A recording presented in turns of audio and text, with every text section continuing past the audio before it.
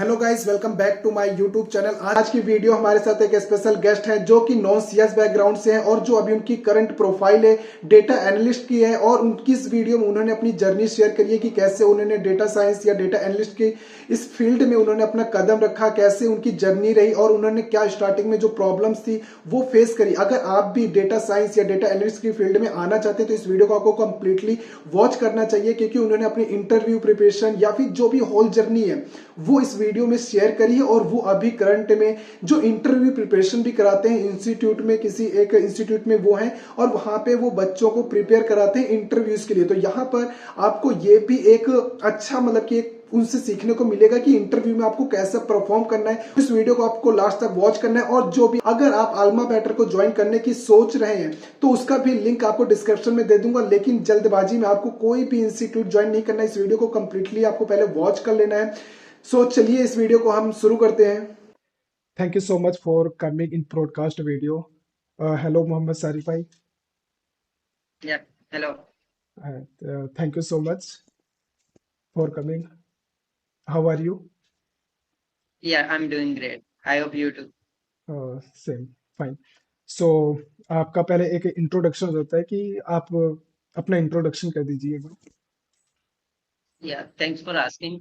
So let me introduce myself. My name is Mohammed Sharik, and currently I'm working as a as a data analyst at IPG Media Brands. It's a US-based multinational company which deals in actually media marketing. So, for example, let me give you what actually we do a little bit about. I'll tell you. Uh, so, for example, if you are opening any Google page, you see some ads and Yes. ads can be of multiple companies products, like sometimes you may see Reebok, sometimes you may see Nike or something like that. So currently I'm Yeah. working on Nike project where we are supposed to understand what is happening in the market by using these media strategies, whether Nike is investing enough to get the output from it and not. So all these kind of analysis I am performing as of now. And before that, I was working with HCL in human resource department. Responsibilities were similar, but not into the core data analysis. So yeah, before that, I was working with Hinduja Global Solution in BPO process itself. So like most of the people, I'm also coming from the non-technical background, but yes, I done my education in mathematics back in 2019, and then I started my career. So this is my a little bit introduction. If you have any question, you do ask me. I'll definitely be answering. Sure sure. First of all कि जैसे आपने बताया आपका non CS background है। Yes. Yes, right. उससे पहले जब आपने ये जर्नी स्टार्ट करी थी डेटा साइंस में आपने, तो उससे पहले क्या आपको प्रायर नॉलेज थी कोडिंग की? आई वुड से कि जब मैंने डिसाइड किया कोविड के बाद, मैंने डिसाइड किया था कि डेटा साइंस के लिए मैं प्रिपेयर करना चाहता हूँ, बट कैसे करूँ ये मेरे पास इनिशियली आइडियाज नहीं थे। तो मैंने सबसे पहले यूट्यूब को सर्च करना स्टार्ट किया और basically I conducted 3 or 4 month research whether this particular field is good for me और not good for me. So okay. 3 से 4 महीने की रिसर्च में आपको समझ में आ जाता है कि इसके जो ऑब्जेक्टिव्स हैं किसी भी जॉब के, किसी भी प्रोफेशन के, वो आपके लाइन में आते हैं या नहीं आते हैं, आप उनमें इंटरेस्टेड हैं या नहीं। And basically what every beginner should do before joining any domain, क्योंकि कोई बेनिफिट नहीं है अगर आप डोमेन में 6 से 8 महीने स्पेंड कर रहे हैं या 1 साल स्पेंड कर रहे हैं, उसके बाद आपको लगता है कि नहीं, मुझे जो ज्यादा था कि मुझे पैसा कमाना था, न्यू टेक्नोलॉजी पर वर्क करना था, तो मैंने डेटा साइंस गलत चूज कर लिया। मुझे वेब डेवलपमेंट में जा सकता था और इसके अलावा क्लाउड कंप्यूटिंग में मैं जा सकता था, और भी बहुत राइट। कुछ है जिसमें मैं जा सकता था। तो before yes. Conducting any sorry before joining any course और एनीथिंग, आई सजेस्ट कि बिगिनर्स को या किसी भी एनी प्रोफेशनल को उनको रिसर्च करना बेटर होता है। सो मैंने यस। भी वही किया, मैंने स्टार्टिंग में रिसर्च किया इसके बारे में, and then I started learning from YouTube itself. और कुछ टाइम के बाद मैंने कुछ और फ्री कोर्सेज जो अवेलेबल हैं बहुत सारी वेबसाइट्स पर, let me take the name of some Great Learning upGrad और I think Simplilearn, all these sites websites businesses are providing free certification. So मैंने basic certification उसमें लिया, and then I moved towards a professional certification that can help me to get a job properly, because in this competitive market it is mandatory to have deep understanding of any topic, which it is a little bit difficult by using open resources. For example, if you are if you are following some channel on YouTube, you might think that why don't I switch my channel? हो सकता है कि मुझे ज्यादा अच्छा कोई समझाने वाला मेंटोर मिल जाए, तो आप उस पर स्विच करेंगे। अब वहां पर कोई टॉपिक राइट। आपको समझ में नहीं आ रहा, फिर आप 15 दिन के बाद चेंज करेंगे, तो उससे better some students they do, they join a particular cohort or kind of institute, and I joined Alma Better back in 2022 itself in January. 2022 okay. जब आपने अल्मा बेटर को ज्वाइन करा था तब आपको ये प्रायर नॉलेज जो थी, आपने जैसे आपने कहा कि यूट्यूब से पढ़ा, आपने अपग्रेड से पढ़ा, ग्रेट लर्निंग से पढ़ा, तो ये सारी चीजें जब आपने कर ली थी उसके बाद आपने अल्मा बेटर को ज्वाइन करा था, या फिर जब आपने अल्मा बेटर को ज्वाइन कर लिया था उसके बाद आप अलग से इन प्लेटफॉर्म्स को टाइम देते थे? नहीं, मुझे पहले ही अंडरस्टैंडिंग थी। अल्मा बेटर को मैंने आई थिंक एक कोई ट्रायल लिया था, एक या 2 दिन का, या फिर अ, हाँ, एक मिनी ट्रायल लिया था मैंने अल्मा बेटर को फ्री का। और उसमें मुझे समझ में आया कि यहाँ पर जो करिकुलम है, it is quite in depth. और अगर मैं डायरेक्टली यहाँ पर मूव करता हूँ तो मुझे प्रॉब्लम्स चैलेंजेस फेस करने पड़ सकते हैं। तो before going yes. Into that I decided कि मैं थोड़ा सा इसके बारे में और जानता हूँ। अपनी बेसिक स्किल्स को मैं अच्छा करता हूँ, बिकॉज मैं मैथमेटिक्स से आता हूँ। तो थोड़ा सा मैंने सोचा कि मैथमेटिक्स पर मैं काम करता हूँ, रिवीजन देख लेता हूँ कौन कौन सी प्रॉब्लम्स राइट। किस तरह से मैथमेटिक्स वर्क करता है, वो मैंने थोड़ा सा देखा। उसके बाद इसके अलावा मैंने मूव किया प्रोग्रामिंग कर, तो पाइथन अपग्रेड ने मुझे पाइथन का एक कोर्स एंड स्टेटिस्टिक्स का एक कोर्स फ्री प्रोवाइड कराया था, उसको मैंने ज्वाइन किया। And then after that I had good understanding of Python, what is Python, syntax क्या होता है, कैसे कोड लिखा जा सकता है, basic basic code. Knowledge. Statistics की बात करते हैं तो उसमें भी, सीक्वल में भी ऐसे ही मैंने किया। तो उसके ओके। बाद मैंने अल्मा बेटर को अल्मा। ज्वाइन किया। ओके। सो वही है कि आपको मतलब कि पहले आपने सारी जो बेसिक थी वो आपने पहले फंडामेंटल्स आपने क्लियर कर लिए थे, उसके बाद आपने अल्मा बेटर में ज्वाइन करा था। यस। राइट। सो ये था। तो अब जब आप अल्मा बेटर में, जैसे आपने कहा कि जैसे उनका जो कंटेंट है अल्मा बेटर का, अगर कोई स्टूडेंट अल्मा बेटर या कोई भी प्लेटफॉर्म ज्वाइन करता है तो क्या आपको लगता है कि जैसे आपका स्टूडेंट के साथ एक्सपीरियंस है, जैसे कि आप भी अल्मा बेटर के एक टीम मेंबर्स हैं, जैसे आप स्टूडेंट्स को ट्रेन करते हैं इंटरव्यू की प्रिपरेशन में, प्रिपरेशन के लिए, तो उसमें बेसिकली आप जैसे कुछ समझते होंगे ना, उनको ऑब्जर्व करते होंगे कि जैसे किसी प्लेटफॉर्म को ज्वाइन करते हैं वो, अगर तो ज्वाइन करने के पहले क्या उनको पहले से अपने बेसिक्स नॉलेज है उनको पहले से कर लेना चाहिए, या फिर किसी प्लेटफॉर्म पे डिपेंड हो जाए कि हाँ जो हमें ये प्लेटफॉर्म कराएगा उससे हमें जॉब मिल जाएगी? प्लेटफॉर्म यहाँ पर हम बात कर रहे हैं अल्मा बेटर की, right? Right, right, right. Okay.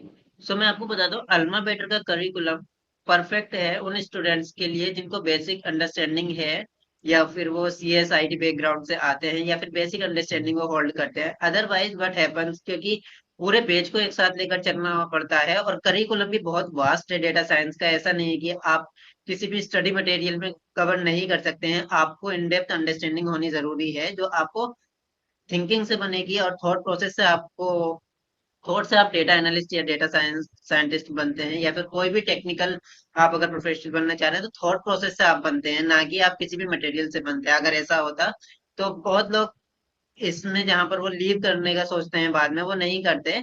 In general क्या होता है, जो मैंने नोटिस किया है, समटाइम्स स्टूडेंट्स इन्फ्लुएंस होकर आते हैं पैकेज को देखकर कि यस। हाँ 5-6 नाइन एलपी हमें पैकेज मिलने वाला है, 90% और वो स्टूडेंट्स। डायरेक्टली ज्वाइन कर लेते हैं, वो डायरेक्टली ज्वाइन कर लेते हैं without yes. Even right, having a small understanding कि हाँ वो एग्जैक्टली करने क्या वाले हैं।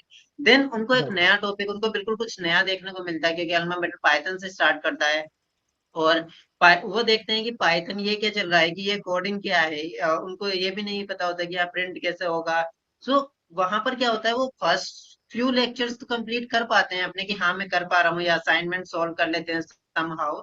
बट मोस्ट इन्हीं स्टूडेंट्स में से मोस्ट ऑफ द स्टूडेंट्स ऐसे होते हैं जिनको लो फील होने लगता है कुछ पर्टिकुलर सेशंस के बाद, 8 से 10 यस। सेशंस के बाद, कि नहीं हाँ, मुझे समझ में नहीं आ रहा। इवन कल मैं एक डाउट देख रहा था एक स्टूडेंट का, उसने मुझे लिखा कि मैं अपना कोहॉर्ट चेंज करना चाहता हूँ, और मैं ही नहीं, मेरे साथ में और भी स्टूडेंट्स हैं जो कोहॉर्ट चेंज करना चाहते हैं, क्योंकि हमें कुछ समझ में नहीं आया। 70 to 80% बच्चों के साथ होता है कि वो ज्वाइन तो कर लेते हैं, बट स्टार्टिंग में वो फिर जब क्लासेस समझ नहीं आती, डीमोटिवेट होके क्या करते हैं, या तो कोहर्ट चेंज करते हैं कि हमें नए दोबारा से पढ़ेंगे, कोहॉर्ट में आ जाएँगे। उसके हाँ, बाद या फिर वो 80% बच्चे जो हैं कोई भी प्लेटफ़ॉर्म हो उसको क्विट कर देते हैं। मैंने दिख जितना ऑब्ज़र्व करा है, स्टूडेंट से मेरी भी बात होती है, तो 80% तो स्टूडेंट क्विट कर देते हैं उस प्लेटफ़ॉर्म को, क्योंकि उनके पास कोई नॉलेज नहीं होती पहले से प्रायर नॉलेज। जैसे आपने देखा होगा आजकल यही चलता है कि आपको कोई भी प्रायर नॉलेज नहीं है, फिर भी आप डेटा साइंटिस्ट या वेब डेवलपर बन सकते हैं। आपको फ्रॉम स्क्रैच यस। से कराया जाएगा। तो देखिए 6 महीने में इतना सारा पॉसिबल नहीं है कि 6 महीने हम सारी चीज़ें कंप्लीट कर लें। 2 घंटे, 3 घंटे देकर नहीं कर सकते। यस, यस, हाँ, दिस इज ट्रू एक्चुअली। जो स्टूडेंट्स हैं या जो new beginner, because there is a market strategy behind every sales process. So क्या होता है कि जब कोई भी platform in general, I am not talking about any particular ये platform, in general they promote their bed, I would say most efficient students. अगर आप किसी प्लेटफॉर्म पर जाएंगे, वहां पर हो सकता है आपको देखने को मिले कि हमारे इसी स्टूडेंट ने 3 महीने में या 4 महीने में अपना हुँ, पूरा कोर्स कंप्लीट किया, और इतने लाख रुपए की, 8, 10, 6, जो भी जितने भी लाख रुपए की उसको जॉब लगा, वो उसको हाईलाइट करते हैं। But but at the same time कुछ फैक्टर्स होते हैं जो उसके पीछे हो सकते हैं। हो सकता है कि उसने यस, पहले से ही प्रिपेयर किया हुआ, पहले हो से सकता है करा वो होगा। किसी और प्लेटफॉर्म से समझकर सीख कर आया हो। सो इन राइट, जनरल स्टूडेंट्स को आई डोंट एडवाइज कि वो डायरेक्टली उनको किसी भी प्लेटफॉर्म पर जंप करना चाहिए अगर पैसा ही रिक्वायरमेंट है। सो बहुत कुछ है। अगर मैं आपको बताऊं कि डेटा साइंटिस्ट के इक्विवेलेंट ही डेटा इंजीनियर और क्लाउड कंप्यूटर इंजीनियर और भी बहुत सारे जो प्रोफेशन है वो इससे ज्यादा अर्न करते हैं। वेब डेवलपमेंट में अगर आप जाते हैं, अगर आपका बहुत अच्छा डीएसए वगैरह आपने कर लिया, तो डेटा साइंटिस्ट से भी आप ज्यादा अर्न कर सकते हैं। सो इन राइट। जनरल स्टूडेंट्स को डेफिनेटली आई सजेस्ट कि उनको पहले रिसर्च करना चाहिए एटलीस्ट 2-3 महीने, जब तक उनको डाइजेस्ट नहीं होती है सभी इंफॉर्मेशन। डाउट्स हैं, डाउट्स क्लियर करें। आज के टाइम पर चैट जीपीटी है, यूट्यूब है, गूगल है, सारे ओपन सोर्सेज रिसोर्सेज हुँ, हैं हुँ। जिनको वो यूज कर सकते हैं अपने बस रिसर्च के लिए। यस, एंड देन एक वंस दे पॉइंट। फील कि हाँ, हुँ, एक अभी वो ज्वाइन कर सकते हैं, then they should join any programme. एक पॉइंट ये है कि जैसे आपने कहा चैट जीटीपी वगैरह ये सब हेल्प कर ले सकते हैं। तो बेसिकली जैसे आप स्टूडेंट्स के असाइनमेंट्स चेक करते हैं, तो वहां पर आपने ये भी चीज नोटिस करी कि बच्चे क्या करते हैं, किसी का गिटहब का अकाउंट है, उससे वहां से कोड कॉपी करा, पेस्ट करा, और डायरेक्ट कि हमें क्लियर करना है। स्कूल कॉलेज वाला सोचते हैं कि उनको पास होना है, और कहीं से भी प्रोजेक्ट को वो कॉपी करते हैं, पेस्ट करके सबमिट कर देते हैं ताकि उनके मार्क्स आ जाए, और वो आगे के लिए जो है मार्क्स में चल जाए किसी भी प्लेटफॉर्म में, मतलब कि उसके नेक्स्ट स्टेप में चले जाए। तो ये भी एक सही अप्रोच नहीं होती, क्योंकि इसमें आपको स्किल पे फोकस करना है। क्योंकि अगर आप स्किल सीखने आए हैं डेटा साइंस या वेब डेवलपमेंट, तो कॉपी पेस्ट पे मत रहिए। फर्स्ट ऑफ ऑल कि आप पहले से खुद सीखिए जितनी भी सारी चीजें हैं। उनको सीखने के बाद ऐसा नहीं है कि आप किसी को कॉपी कर रहे हैं, आपको अपनी स्किल्स पे काम करना है और स्किल्स को इंक्रीज करना है। यस, इट हैपन समटाइम कि जो स्टूडेंट्स हैं वो कोड को कॉपी पेस्ट करते हैं या फिर समटाइम एग्जैक्टली कॉपी पेस्ट करते हैं। बट आई अप्रिशिएट कि अगर आपको वो कोड मिला है, आप उसको समझिए, अपनी तरीके से बिल्कुल। मॉडिफाई कीजिए, एंड देन आप उसको नोटबुक में ले आइए, सो दैट एटलीस्ट आपको जो बेसिक अंडरस्टैंडिंग उस कोड के बिहाइंड की है वो समझ में आ रही है। क्योंकि कई बार ये होता है कि हम एग्जैक्टली कोड को 100% नहीं समझ सकते हैं। सो बेटर है कि आप जितना हो सकता है उतना समझिए, अपने according modified hit and trial कीजिए, एंड उसके बेसिस पर आप अपने सबमिशन कीजिए। हाँ, तो ये मतलब कि ऐसा 100%। करके कोई बेनिफिट नहीं मिलता है। या just give me a moment. Yes. ऐसा करने से कोई बेनिफिट नहीं मिलता है। Reason right. बीइंग, जब आप अपने असाइनमेंट्स में तो आपने 100% स्कोर कर लिया, समहाउ आपने जो इवेल्युएटर पहले तो आप उसको आई वुड से कि आप उसको मैनिपुलेट नहीं कर सकते हैं किसी भी तरीके से। राइट। इवेल्युएटर को पता है वो दिन में आप एक प्रोजेक्ट को कंप्लीट करते हैं 1 महीने के अप्रोक्स टाइम में, और वही इवेल्युएटर 2-3 घंटे लगाकर एक प्रोजेक्ट को इवेल्युएट करता है। तो उसको यस। पता है कि ये अगर कोई कोड आपने कॉपी पेस्ट किया है तो उसने वो कितनी बार देखा हुआ है और कहाँ से ये आया हुआ है यहाँ तक भी। और हम क्योंकि प्लेजरिज्म में भी चेक कर सकते हैं कि हाँ, whether it is a copied और not. So not. I suggest कि ऐसा नहीं करना चाहिए, क्योंकि बाद में आप अपना फर्स्ट पार्ट तो कंप्लीट कर देंगे, बट अब जब सेकंड पार्ट में आएंगे, आपको जब इंटरव्यूज अपॉर्चुनिटी मिलेंगी, तो हो सकता वहां है कि पर आप कोई अच्छी अपॉर्चुनिटी सिर्फ इसलिए निकाल लें क्योंकि आपको बेसिक अंडरस्टैंडिंग नहीं थी, और एम्प्लॉयर किसी और को चुन दे। तो आई डोंट सजेस्ट इट। हाँ, टेक योर क्योंकि टाइम एंड सॉल्व योर हाँ, own, try to solve your हाँ, ओन क्योंकि एज जो मच भी एज यू टीचर या मेंटोर होता है वो इस जर्नी से निकल कर उस लेवल तक पहुंचा है, तो वो सारी चीजें उसको पता है कि कहाँ से कॉपी पेस्ट करेगी ये। क्योंकि जब वो भी स्टूडेंट था वो सारी चीजें वो कर चुका है, उसको भी रिसोर्स काफी सारे पता हुए हैं। तो इसे कॉपी पेस्ट पे फोकस नहीं करना चाहिए, आपको अपनी स्किल्स पे काम करना है। तो चलिए हम बात करते हैं इसके बाद, अगर कोई भी डेटा साइंस अगर जो स्टूडेंट करना चाहता है, डेटा साइंस में उसको अपना फर्स्ट स्टेप लेना है, तो उसके लिए क्या रोड मैप होगा, उसका फर्स्ट स्टेप क्या लेना चाहिए अगर डेटा साइंस में या डेटा एनालिटिक्स में या फिर डेटा इंजीनियर में आ रहा है, तो उसको फर्स्ट स्टेप क्या लेना चाहिए? So I suggest first step is always research what you are going to do, what will happen if you do it, और क्या प्रॉब्लम्स आप किस टाइप की प्रॉब्लम सॉल्व करने वाले हैं। हम्म, एंड मशीन लर्निंग का आप सिर्फ ओवरव्यू लीजिए, मशीन लर्निंग क्या है। हाँ, आप ये मशीन है। लर्निंग पढ़ना स्टार्ट मत कीजिए। बहुत स्टूडेंट ऐसा होता है कि बहुत वो बच्चे। फर्स्ट 15 डेज में कुछ सीखते हैं और उसके 15 डेज के बाद वो मशीन लर्निंग पर आ जाते हैं, जहां पर बहुत राइट। सिंपलिस्टिक वीडियोस हमारे पास अवेलेबल है, रिसोर्सेज अवेलेबल है, किसी भी ओपन सोर्स पर, फॉर एग्जांपल गूगल, यूट्यूब, सब पर अवेलेबल हैं। बट प्रॉब्लम ये होता है कि जब आप मशीन लर्निंग तो सीख गए, आप आपने जो पहले का काम है, जहां पर हम बात करते हैं कि डेटा एनालिसिस की, डेटा का मीनिंग क्या होता है, डेटा कैसे कलेक्ट किया जाता है, या डेटा को कैसे हम हैंडल कर सकते हैं, मिसिंग वैल्यूज क्या होती हैं, उनका ट्रीटमेंट कैसे कर सकते हैं, मतलब machine learning is okay when you have a perfect data set. But उस परफेक्ट डेटा सेट को बनाने के लिए आपको मेहनत करनी पड़ेगी। तो first step is always take over first research and then start understanding some basic languages, for example basic Python आप अंडरस्टैंड करो, बेसिक पाइथन। बेसिक सीक्वल आप देखो। एक्सेल को कभी इग्नोर नहीं करना चाहिए। बहुत से स्टूडेंट ऐसे होते हैं, वो बोलते हैं कि नहीं एक्सेल पुराना टूल हो चुका है, एक्सेल में वो बात नहीं है, हम पाइथन सीक्वल से सब कुछ करेंगे। That's not true. Excel is still one of the most wanted tool to in the employers. वो हमेशा, कोई भी डेटा साइंटिस्ट हमेशा एक्सेल यूज करता है अपने नॉर्मल टास्क के लिए, और पाइथन हम यूज करते हैं जब हमें कोई ऐसा टास्क यूज करना होता है जहां पर एक्सेल फेल हो रहा है। इन जनरल एक्सेल फेल नहीं होता। So so don't don't ignore most, Excel. मतलब कि जैसे मोस्ट ऑफ स्टूडेंट ये होते हैं कि हम ना बेसिक नहीं, वो सीधा एडवांस में जंप करते हैं कि हम एडवांस मशीन लर्निंग सीखेंगे, एआई, आर्टिफिशियल इंटेलिजेंस। यार बेसिक क्या होगा, तो ये हम कल कर लेंगे, बाद में कर लेंगे, ऐसा सोचते हैं कि कोई ना पहले मशीन लर्निंग पढ़ लेते हैं, उसके एआई पढ़ लेते हैं, आर्टिफिशियल इंटेलिजेंस या डीप लर्निंग वगैरह। वो एक्सेल वगैरह को इग्नोर कर देते हैं कि ये छोटी सी चीजें हम बाद में सीख लेंगे।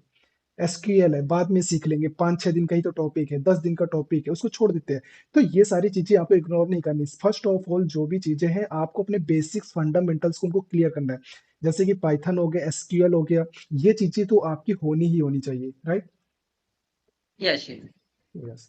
सो एंड ये। ये भी मैं आपको बताता हूँ कि स्टूडेंट्स ऐसा क्यों करते हैं। स्टूडेंट को भी मैं 100% ब्लेम नहीं करूंगा जो स्टूडेंट ऐसा कर रहे हैं, कि हाइप ऐसा बना हुआ है मार्केट में कि if high. You know artificial intelligence, if you have artificial intelligence in your resume, you will get lots of more opportunity lots of. and you will get this and that। So hype की वजह से student क्या करते हैं कि वो move करते हैं अपने आप को towards advance topic, which is not always true. Because अगर आपके पास बेसिक अंडरस्टैंडिंग नहीं होगी तो आप इन डेप्थ कभी नहीं जा पाएंगे। और अगर इसी तरह के एनालिसिस हमको चाहिए, तो मैं आपको बता देता हूँ कि बहुत सारी पाइथन ऑटोमेटेड लाइब्रेरीज है, मशीन लर्निंग लाइब्रेरीज है, जिसमें आपको कुछ नहीं करना, 2-4 लाइन का आपको कोड लिखना है एंड सारा काम हो जाएगा। In that case just think like an employer, कि वो कोई भी एम्प्लॉयर आप पर क्यों इन्वेस्ट करेगा, सिर्फ इसलिए कि आप ये जानते हैं कि आर्टिफिशियल इंटेलिजेंस कैसे यूज करते हैं। मेरा सेकंड क्वेश्चन ये है कि अगर जो डेटा साइंस या डेटा एनालिटिक्स करना चाहता है, तो उसको फर्स्ट ऑफ ऑल क्या करना चाहिए? डेटा डायरेक्ट डेटा साइंस की प्रिपरेशन करना चाहिए, या डेटा एनालिसिस हो गया, या data engineer? First of all उसको कहाँ पे स्टेप मतलब कि अपना लेना चाहिए?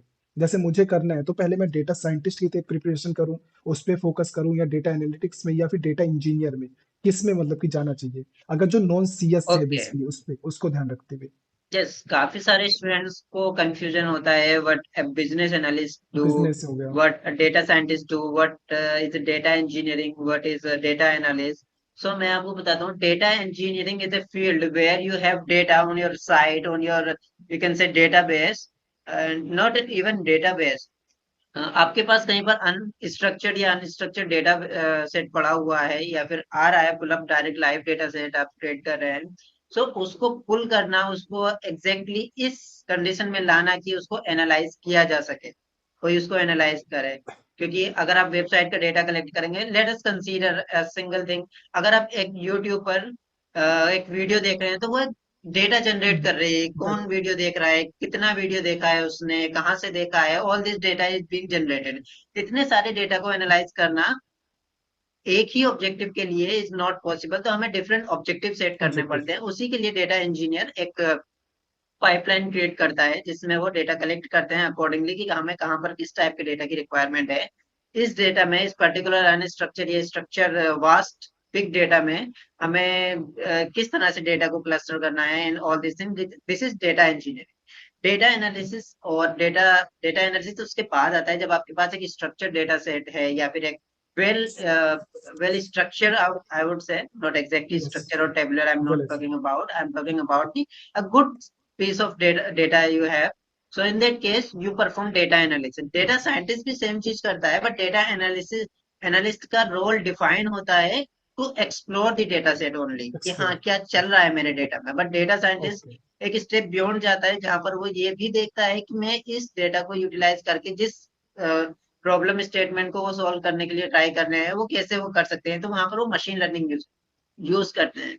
इसके अलावा हम बात करते हैं बिजनेस एनालिस्ट की, तो जब भी एक बिजनेस प्रॉब्लम डिफाइन होता है और वो बिजनेस प्रॉब्लम डेटा साइंटिस्ट को डायरेक्टली समझ में नहीं आता है, नहीं आ सकता है, नहीं आता है नहीं कि कहूंगा नहीं। मैं, बट नहीं आ सकता है क्योंकि डेटा साइंटिस्ट टेक्निकली सोचता है किसी भी चीज को कि हाँ मैं टेक्निकली कितना कर सकता हूँ। तो यहाँ पर हम इन्वॉल्व करते हैं बिजनेस एनालिस्ट को। बिजनेस एनालिस्ट ये मेक श्योर करता है कि जो बिजनेस की रिक्वायरमेंट है, जो उन मैनेजर्स की या यू कैन से की लीडरशिप की रिक्वायरमेंट है, वो डेटा साइंटिस्ट को इस तरह से कम्युनिकेट करे कि वो टास्क ज्यादा परफॉर्मेंस वाला हो। सो इन जनरल ओके। अगर एक डेटा साइंटिस्ट को प्रॉब्लम सॉल्व करनी है तो उसको कम्युनिकेट करना पड़ता है बिजनेस एनालिस्ट से, जो अगेन कम्युनिकेट करता है उनके प्रॉब्लम ओरिजिन लीडरशिप से कि हाँ वो कहाँ से आ रही है प्रॉब्लम। एंड अगर बात करें डेटा एनालिस्ट की, तो मैंने आपको उसका भी बताया कि हाँ वो कहाँ पर यूज होता है एक्सप्लोरेशन के लिए, डेटा इंजीनियर होता है। इसके अलावा भी कुछ और प्रोफाइल है such as ML engineer, such as ML ML ops, engineer. Yes. kind of these type of roles. So there is a vast. So again, it comes to the research of your interest कि हाँ आप क्या करना चाहते हैं। Means पहले आप data science में आए तो उसके बाद आपके पास काफी सारे रोल्स होते हैं, उसके बाद आपको बाद में चॉइस भी मिलती है कि आपको किस में जाना है अगर आप डेटा साइंस का कोर्स कर रहे हैं। No, most of. I would say no, I would so say no. The reason is that data engineering हो सकता है कि उनका अप टू 10 to 20% सेम हो जब आप स्टार्ट कर रहे हो, बट उसके बाद उसके बाद अलग प्रोफाइल हो जाता डेटा है। Engineer, data engineering and data science बहुत डिफरेंट चले जाते हैं। Data different. साइंटिस्ट का ऑब्जेक्टिव बहुत अलग होता है डेटा इंजीनियर से। सो आई डोंट से कि आई वांट एग्जैक्टली से कि हाँ आपको पहले डेटा साइंस करना चाहिए, आपको पहले रोल सिलेक्ट करना चाहिए कि आपका फोकस किस रोल पर है। डेटा इंजीनियरिंग रोल पर है, हाँ डेटा एनालिस्ट और डेटा साइंटिस्ट में अगर आप कंफ्यूज हैं या फिर आपको जॉब फाइंड करने में इश्यूज आ रहे हैं, काइंड ऑफ दीज थिंग्स अगर हो रहे हैं, देन आप ये दो रोल एक साथ चला सकते हैं कि हाँ अब आप एक साथ लर्न कर रहे हैं। And otherwise data engineer and data scientist are two different, so very different. Okay, next question में आते हैं कि टॉप स्किल्स क्या जो नेसेसरी है या इम्पोर्टेंट है अगर आप डेटा साइंस या किसी फील्ड में आना चाहते हैं। तो टॉप स्किल्स मीन्स जो बेसिक होती है, जैसे मैं वेब डेवलपमेंट की बात करता हूँ कि यहाँ पे जैसे मोस्ट ऑफ इम्पोर्टेंट वो जो स्किल है उसमें आपको जावास्क्रिप्ट आनी चाहिए क्योंकि पूरी वेब बेस है। तो वैसे ही अगर हम डेटा साइंस में आना चाहते हैं तो वहाँ पे टॉप की जो स्किल्स है, मोस्ट इंपॉर्टेंट स्किल्स क्या हैं जो अगर आपको इंटरव्यू में भी ज्यादा पूछी जाती है, जो क्वेश्चंस जहाँ से पूछे जाते हैं। वेब डेवलपमेंट की मैं एग्जांपल देता हूँ। वेब डेवलपमेंट में जैसे हमारा होता है कि JavaScript and React most important thing जो होती है हमारी। वैसे ही अगर हम डेटा साइंस की बात करते हैं तो डेटा साइंस में क्या सबसे मोस्ट इंपॉर्टेंट क्या है जो इंटरव्यूज में क्वेश्चन जिससे ज्यादा टैकल करे जाते हैं। Yeah, that's my favorite question of this entire podcast. So let me tell me, the most important skill in data science is common sense. Common sense. अगर आपके पास कॉमन सेंस नहीं है, ऑनेस्टली मैंने ऐसे भी मॉडल्स देखे हैं, ऐसे भी प्रोजेक्ट्स देखे हैं जो पूरा बन गया और उनको यही नहीं पता उन्होंने क्या सोल्व कर दिया। सोल्व करना था प्रिसीजन के लिए, सोल्व कर दिया रिकॉल के लिए, या फिर सोल्व करना था कि इम्प्रूवमेंट के लिए, किसी चीज की इम्प्रूवमेंट के लिए, उन्होंने सोल्व कर दिया कुछ और। So right. Basic understanding is common understanding, common sense कि हाँ आप क्या सोल्व कर रहे हैं और इसकी अप्रोच पर आप हिट एंड ट्रायल कर सकते हैं। बट अगर आप ये समझिए कि आप अगर कोई डिश बना रहे हैं, तो अगर आपने डेजर्ट के इंग्रेडिएंट्स ले लिए, आपने शुगर ले लिया, तो आप एक टेस्टी मसालेदार आप डिश नहीं क्रिएट कर सकते हैं उससे। तो सबसे पहले है कि आपका कॉमन सेंस। उसके बाद अगर टूल्स की मैं बात करता हूँ तो टूल्स में आता है आपको। एक्सेल सबसे पहले आना चाहिए। Advance Excel. एक्सेल बहुत ज्यादा ओके। डिफिकल्ट नहीं है, बट आपको अंडरस्टैंडिंग होनी चाहिए। पाइवट टेबल एक्सेल में राइट। भी अगर मैं बात करूँ, चार्ट की अगर बात करूँ, कौन कौन से चार्ट्स होते हैं, और बेसिक डेटा एनालिसिस आपको एक्सेल में आना चाहिए। उसके बाद you should move towards SQL. Basic, मैं कहूँगा बेसिक टू इंटरमीडिएट आपको सीक्वल आना चाहिए। उसके बाद Python basic to intermediate. And then if you are, then explore some project, do some projects, do your some on work on Kaggle, on some other data resources. You can get data on Google very easily at this moment. तो आप उसमें पर analysis create कीजिए। And then move to the machine learning part, जब आपको data analysis का good understanding हो जाए। और मशीन जो लर्निंग में वही। आपको बता देता हूँ कि हमारे पास यूट्यूब पर ही आप ये देखेंगे, अगर आप 2 दिन में मशीन लर्निंग सीखना चाहते हैं, 2 दिन में भी सीख सकते हैं, और 2 महीने में सीखना चाहते हैं, महीने दो में। महीने में भी हाँ, सीख वो सकते हैं। तो। So it depends but you are exactly to learn here. So मतलब जो डेफिनेटली या ये जो टॉप स्किल्स हैं, जैसे जो मुझे समझ आया है वो, उसमें फर्स्ट ऑफ ऑल एक्सेल हो गया, second one is SQL, and yes, third basics of Python. Yes, yes. तो यस, एंड अगर विजुअलाइजेशन के लिए टेब्लो अगर है, टेब्लो या टैबलो, पावर बीआई अगर आप चूज कर रहे हैं, पावर पॉइंट, डेफिनेटली वो यस। भी आपका okay. Important role so play कर। नेक्स्ट क्वेश्चन में आते हैं कि अगर हम डेटा साइंस या प्रो ये डेटा एनालिस्ट के लिए हम कहीं इंटरव्यूज के लिए अगर जा रहे हैं, किसी कंपनी में हम अपना रिज्यूमे फिल कर रहे हैं, तो वहां पर बेसिकली आपके जो रिज्यूमे है उसमें एक नंबर ऑफ प्रोजेक्ट्स कितने मेंशन होने चाहिए? क्या प्रोजेक्ट इंपॉर्टेंट होता है? क्योंकि मैंने ऐसे बहुत सारे स्टूडेंट देखे हैं, जैसे कॉलेज के हो गए, तो वो क्या करते हैं, उनके जैसे रिज्यूमे उसमें एक ही प्रोजेक्ट होता है, वो भी बहुत छोटा सा। तो और भी बच्चे ये सोचते हैं कि हम ना नेक्स्ट लेवल का प्रोजेक्ट बना लेते हैं, कंपनी में जाना है, उनको अप्लाई करना है, रिज्यूमे लगाना है, तो वो सोचते हैं ना मैं बड़े से बड़ा प्रोजेक्ट बना लूं, 1 महीने 2 महीने लगा के ऐसे 2-3 प्रोजेक्ट बना लेता हूँ। तो ये क्या मतलब कि आपको बड़े प्रोजेक्ट ही बनाने मतलब कि नेसेसरी या जरूरी होता है, या फिर आप बेसिक लेवल के मतलब कि इंडस्ट्री में एंटर होने के लिए आपके पास बेसिक जो प्रोजेक्ट होते हैं बेसिक लेवल के, उससे आप एंटर हो सकते हैं इंडस्ट्री के अंदर? इन रेज्यूमे आई पर्सनली रिकमेंड कि 2 प्रोजेक्ट्स मोर देन इनफ होते हैं। इसके अलावा आप अगर प्रोजेक्ट्स कर रहे हैं, आप रेज्यूमे में मत दीजिए। For example, I was having an interview with American Express back. So मैंने वहां पर उनको क्लियरली बोला था कि मेरे पास रेज्यूमे में आप 2 प्रोजेक्ट्स मेरे देख सकते हैं। ये 2 प्रोजेक्ट्स मेरे ऐसे प्रोजेक्ट्स हैं जिनके बारे में मैं अच्छे से बात कर सकता हूँ, and that's why they are here. And okay. इसके अलावा मेरे पास ऐसा बहुत सारा वर्क है मेरे द्वारा, क्या हुआ, गिटहब पर भी अवेलेबल है, गिटहब पर भी है मेरे पास पर्सनल गूगल ड्राइव, मेरे पर्सनल मशीन में भी, लोकल मशीन में भी है। अगर आपको चाहिए I can show it to you. मैंने उसमें से काफी सारी प्रॉब्लम से क्लोज टू मैंने 10+ प्रोजेक्ट्स किए थे। सो उन्होंने कहा है कि yes, if required we will see your work letter, but as of now we want to talk about your current project. और उन्होंने उन प्रोजेक्ट्स पर बात किया। बिलीव मी, उन्होंने बाद में मुझसे पता किया कि आप हमें अपना गिटहब अकाउंट दे दीजिए एक बार, ऑल दो रेज्यूमे में है, बट आप शेयर कर दीजिए, या फिर आपका जो गूगल ड्राइव पर आपने वर्क बताया था वो आप शेयर राइट। कीजिए। मैंने उनको शेयर किया, उन्होंने रिव्यू किया एंड दे लाइक्ड इट। सो अगर आपके पास इतना वर्क है कि अगर आप सोच रहे हैं कि हाँ मैं प्रोजेक्ट्स अच्छे से अच्छे कर लेता हूँ, तो आपकी जो एक या सॉरी 2 प्रोजेक्ट्स हैं आप रेज्यूमे में लीजिए, तो और प्रोजेक्ट्स बाकी आर आप इनफ। इंटरव्यू में मेंशन कर दीजिए कि हाँ मेरे पास और भी बहुत कुछ है, अगर आप चाहते हैं I can share it to you.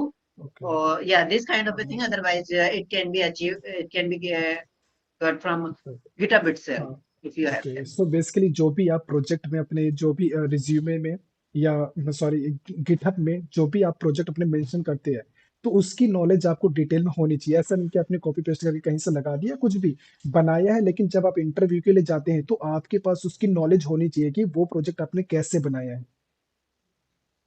Inter Yes, this is true. Most of the candidates think कि ये जब वो एक इंटरव्यू में जा रहे हैं तो उनको कुछ ऐसा परफॉर्म करना है कि इंटरव्यूअर की आंखें खुली की खुली रह जाएं, और वो उनको बस किसी तरह से ये कहे कि you are one of the genius candidate I have ever met, kind of these thing, कि हाँ मुझे 100% क्वेश्चन आंसर करना है। बट एग्जैक्टली ऐसा नहीं है। आपके एटीट्यूड के लिए हायर किया जाता है आपको। आपका एटीट्यूड क्या है, आप पर्टिकुलर प्रॉब्लम का आंसर क्या कर रहे हैं, आप समझ भी रहे हैं कि नहीं समझ रहे हैं जो क्वेश्चन पूछा जा रहा है।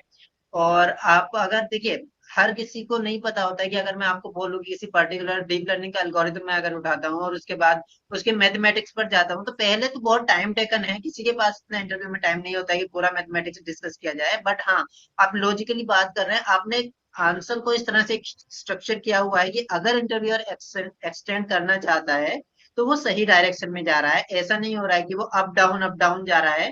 वो एक सिंगल फ्लो में चल रहा है कि यहाँ पहले ग्लोबली हमने बात करी, ग्लोबली के बाद उसके लोकल में आए, उसके लोकल में आए, उसके लोकल में आए, काइंड ऑफ पिरामिड स्ट्रक्चर आया उससे। Okay, pyramid. Okay, so next question ये है कि हमें किस टाइप के जो प्रोजेक्ट्स हैं हमें अपने गिटहब पे उनको करना चाहिए, मतलब कि कुछ होते हैं ना, जैसे हम, मैं वेब डेवलपमेंट की बात करता हूँ, एग्जांपल देता हूँ आपको। जैसे वेब डेवलपमेंट में सभी स्टूडेंट का ये होता है कि हम ना कोई जैसे ये शॉपिंग फ्लिपकार्ट या अमेजोन, इनका हम क्लोन बना देते हैं। ये सब होते हैं जो प्रेफर करा जाता है कि हाँ, ये प्रोजेक्ट अच्छे लेवल के प्रोजेक्ट्स हैं, अगर किसी कंपनी में आप डाल रहे हैं, वहाँ पे अच्छे पोजीशन के लिए जाना चाहते हैं, वेब डेवलपर एज जाना चाहते हैं, तो वहाँ पे उनको ज्यादा प्रेफरेंस दी जाती है। तो ऐसा बच्चे सोचते हैं। तो ये डेटा साइंस में ऐसे कौन से प्रोजेक्ट हैं जो स्टूडेंट्स को बनाने ही चाहिए, मस्ट, या मस्ट भी कह सकते हैं, या फिर मतलब कि ज्यादा उनको प्रेफरेंस मिलेगी अगर वैसे प्रोजेक्ट बनाते हैं, उनको और ज्यादा नॉलेज गेन होगी, उनकी स्किल्स इंप्रूव होंगी अगर उस प्रोजेक्ट पे काम करते हैं, तो वो कौन से प्रोजेक्ट होंगे ऐसे? So actually, this question, first of all, some students what they do, there is a data set. There are few data sets which are very very common.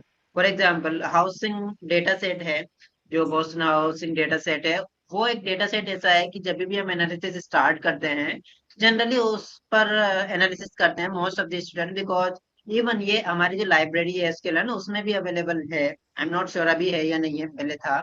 सो वहां से ये पहला डेटा सेट इन जनरल जो analyse किया जाता है, और आप बहुत जगह देखेंगे बहुत कॉमन डेटा सेट है। अगर आप बात करें टाइटेनिक डेटा सेट की, सो आई ओके, रिकमेंड टाइटैनिक। जो बहुत ही जनरल डेटा सेट्स हैं, उन पर अपने प्रोजेक्ट्स आप पर्सनली बना सकते हैं अपने एनालिसिस के लिए, रिज्यूमे में ना लिखें, क्योंकि मैं आपको बताता हूँ कि आप ही नहीं है जो इन डेटा सेट्स पर काम कर रहे वो हैं, तो they are very very common data set.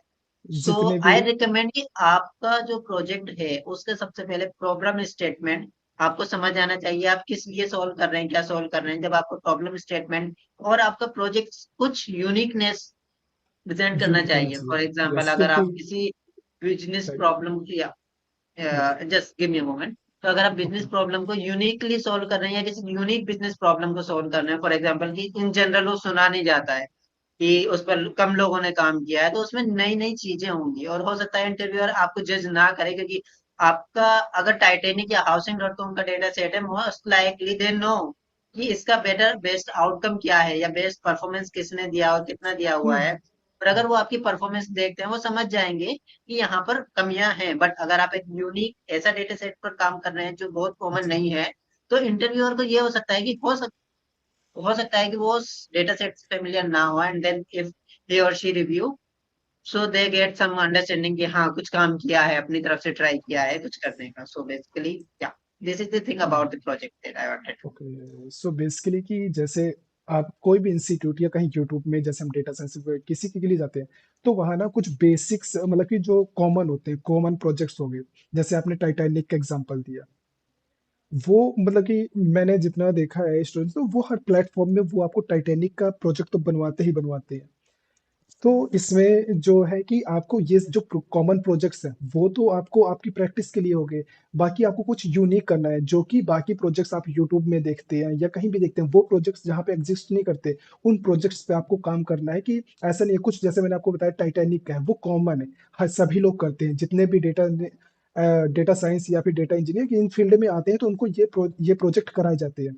जैसे क्रिकेट की एनालिसिस होगी, क्रिकेट के लिए, तो वो सारी चीजें होती हैं। तो आपको कुछ यूनिक करना है, कुछ अलग प्रोजेक्ट्स अपने आप से बनाने हैं, राइट? Yes.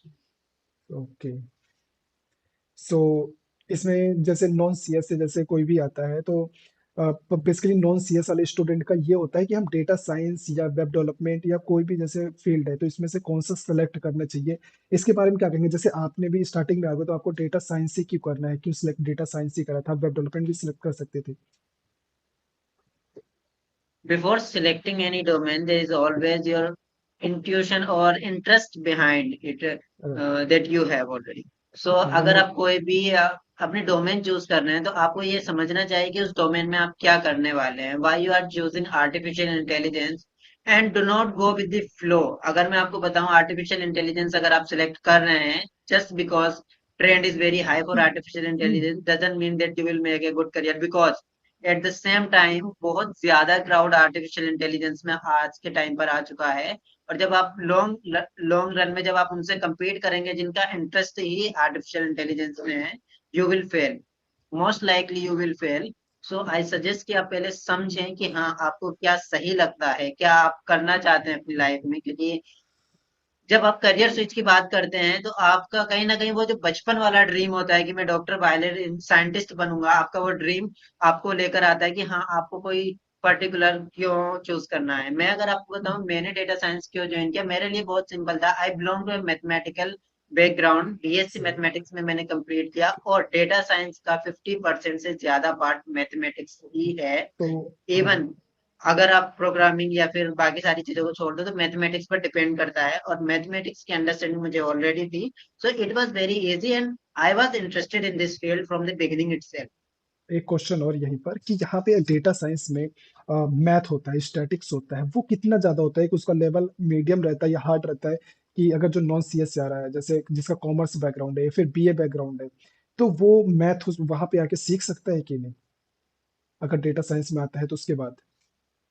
अगर आप एग्जैक्टली ओनली डेटा साइंस सीख रहे हैं तो हो सकता है मैथमेटिकल कॉन्सेप्ट आपको समझ ना आए, और सम ऑफ द मैथमेटिकल कॉन्सेप्ट आप कहें कि ये क्या हो रहा है यहाँ पर, मुझे समझ में नहीं आ रहा है। तो आप एटलीस्ट उतना सीख लीजिए जितना आप अपने पर्टिकुलर, यू कैन से कि पर्टिकुलर एल्गोरिदम या फिर पर्टिकुलर एनालिसिस में यूज कर रहे जितने हैं। नीड एंड है। Beyond yes. That you need to, even अगर आपको उसको भी इजी करना है तो again common sense is very most important. कि आपका फॉर एग्जांपल हम बात करते हैं मीन की, mean is nothing but average. कि आपने जितने भी, मान जितने लीजिए भी। सैलरी का यस। एवरेज निकालना है तो आपकी 12 महीने की सैलरी हो गई, उसको डिवाइड बाय जितने मंथ है 12 से डिवाइड ये कर तो दिया, वो एवरेज आ नाइन्थ गया, तक इसको चलेगा। हम मीन बोलते हैं।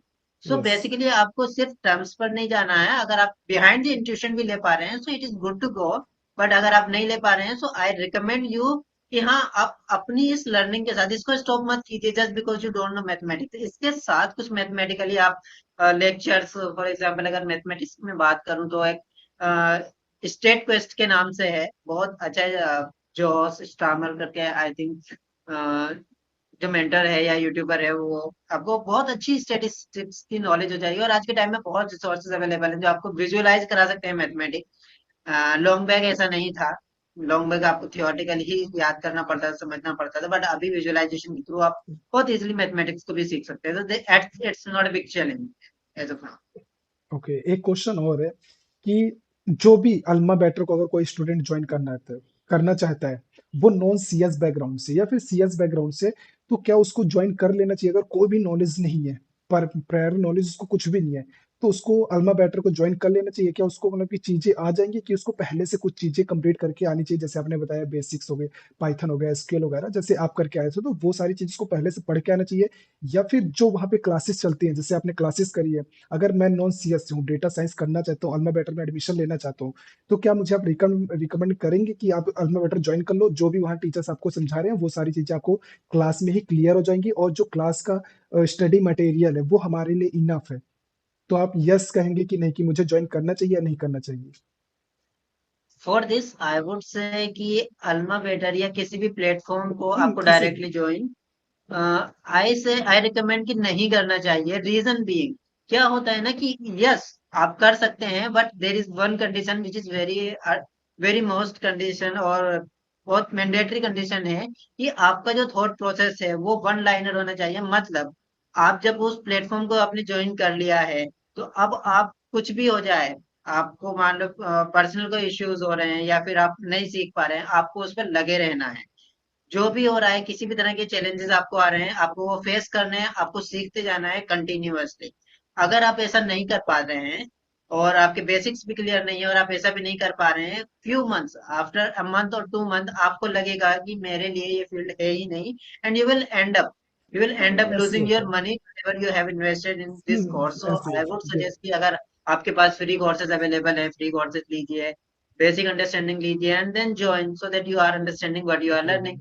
ओके, सो ये अल्मा बेटर का आप ये है कि अल्मा बेटर का जो कंटेंट है वो कैसा आपको लगता है कि सही है, या फिर मतलब कि आपको क्या, मतलब कि उसका, अगर देखिए आपने करा हुआ तो एक डेटा, अगर जो अल्मा बेटर का कंटेंट है वो कैसा है, आप उसके बारे में क्या कहेंगे?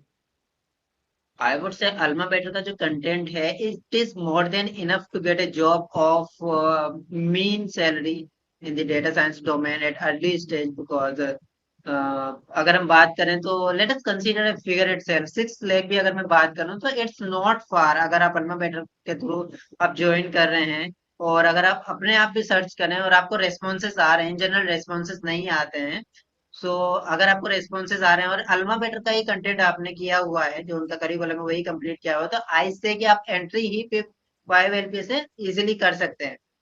So it's good content. It's well enough. However, you might face some challenges if you don't have your basics clear. Okay, so मेरा लास्ट क्वेश्चन कि ये हमारी ऑडियंस को आप फाइनल एडवाइस क्या देना चाहेंगे अगर वो डेटा साइंस में आना चाहते हैं, फाइनल जो भी आपका एक। फाइनल एडवाइस मेरी होगी कि फर्स्ट रिसर्च इट। क्या आप कर सकते हैं किसी भी फील्ड में, डोंट चूज जस्ट बिकॉज कोई आपको प्लेटफॉर्म अपने प्रोग्राम को प्रमोट कर रहा है, किसी भी प्रोग्राम को प्रमोट कर रहा है और बहुत ज्यादा आप उसका नाम सुन रहे हैं, किसी डोमेन का नाम आप सुन रहे हैं, front end, back and, web development, 3.0, 2.0, data science, artificial intelligence, data बहुत ज्यादा इंजीनियरिंग। चल रहा है आजकल। हाइप पर मत जाइए, रिसर्च कीजिए अपना। There is a real world behind these institutions कि हाँ क्या चलता है। Corporate is not that much कि आपको वो तभी अडेप्ट करेगा जब आपको कोर अंडरस्टैंडिंग होती है, otherwise it is very unlikely कि आपके पास कोर अंडरस्टैंडिंग भी नहीं है, आपको पैकेज भी अच्छा मिल गया, कंपनी भी अच्छी मिल गई और आप वहां पर रुके हुए हैं, आप सीख भी रहे हैं, बहुत रेयरली होता है। इस फील्ड में आपको आने के टाइम पर यही सोचना पड़ेगा कि जब आप आ रहे हैं तो you are not going to stop your learning. No matter आप आज हो, कल हो, 10 साल के बाद हो, आपको कंटिन्यूअसली सीखना पड़ता है, otherwise you will feel behind. I hope दोस्तों आपको ये वीडियो पसंद आया होगा और इस वीडियो से आपने बहुत सारी चीजें लर्निंग सीखी होंगी। फिर भी अगर आपको कोई डाउट रहता है तो आप कमेंट कर सकते हैं, उसको मैं नेक्स्ट वीडियो में कवर कर लूंगा। अगर आप मुझसे बात करना चाहते हैं, मोहम्मद सारिक भाई से कुछ भी क्वेश्चंस पूछना चाहते हैं तो सोशल मीडिया के लिंक्स आपको डिस्क्रिप्शन में मिल जाएंगे, वहां से आप मुझसे कनेक्ट कर सकते हैं, मोहम्मद सारिक भाई से आप कनेक्ट कर सकते हैं। तो आई होप दोस्तों आपको वीडियो पसंद आया। अगर आपको वीडियो पसंद आया है तो इसे लाइक कर देना है, पहली बार चैनल पे आए तो चैनल को सब्सक्राइब कर लेना है। तो चलिए आपसे मिलते हैं नेक्स्ट वीडियो में, तब तक के लिए टाटा बाय बाय।